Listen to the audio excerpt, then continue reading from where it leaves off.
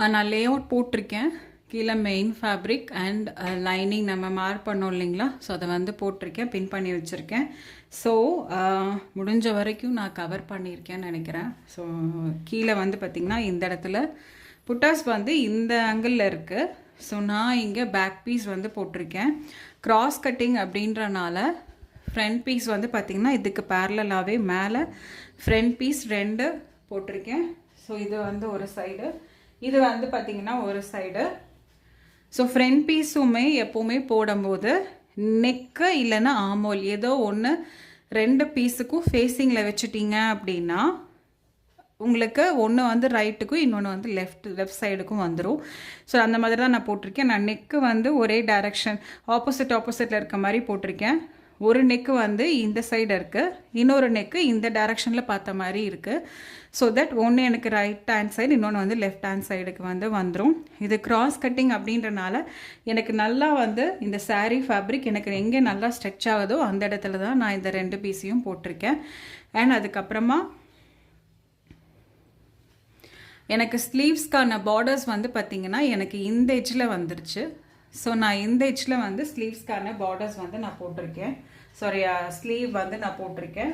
So இங்கே ஒரு sleeve இருக்குது, இங்கே ஒரு ஸ்லீவு. ஃப்ரண்ட் பீஸ் வந்து பார்த்திங்கன்னா இங்கே இது 2மே வந்து ஃப்ரண்ட் பீஸ். ஸோ தட் ஒன்று ரைட்டு ஒன்று வந்து லெஃப்ட் அப்படின்னு போட்டிருக்கேன். ஸோ இடையில வந்து பார்த்திங்கன்னா எனக்கு இந்த அளவுக்கு ஃபேப்ரிக் வந்து இருக்குது. ஸோ இந்த அளவுக்கு எனக்கு ஃபேப்ரிக் இருக்குது. நான் வேணும்னா பயாஸும் வந்து எடுத்துக்கலாம். பின்னாடி நான் ஒரு வேளை நாட் வைக்கிறேன், டோரி வைக்கிறேன் அப்படின்னா அதுக்கான டேசல்ஸ் வேணாலும் என்னால் இதை வச்சு நான் யூஸ் பண்ணிக்க முடியும். பைப்பிங் கொடுத்துக்கலாம்.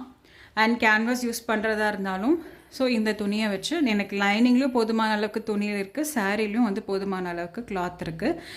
ஸோ நான் என்ன வேணாலும் எக்ஸ்ட்ரா ஒர்க் இதில் வந்து பண்ணிக்கலாம். பைப்பிங் கொடுக்க முடியும், சேம் செல்ஃப் கலர் இல்லை பைப்பிங் கொடுத்துக்கலாம், இல்லை பின்னாடி நாட்டு டேசல்ஸ் எல்லாம் அரேஞ்ச் பண்ணி கொடுத்துக்கலாம். ஸோ இப்படி தான் வந்து லே பண்ணணும்.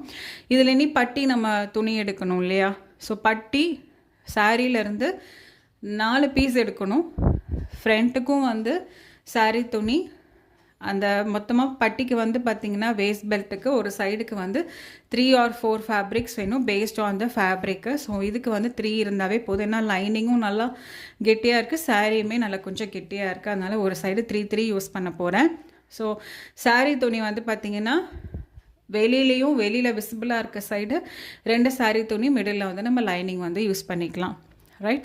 ஸோ எனக்கு போதுமான அளவுக்கு துணி இருக்குது. ஸோ இதுதான் இந்த ப்ளவுஸுக்கான லே அவுட். பட்டி மட்டும் நான் சொன்ன மாதிரி இதெல்லாம் ஜாயின் பண்ணிவிட்டு பட்டி எப்படி கட் பண்ணுறதுன்னு சொல்கிறேன்.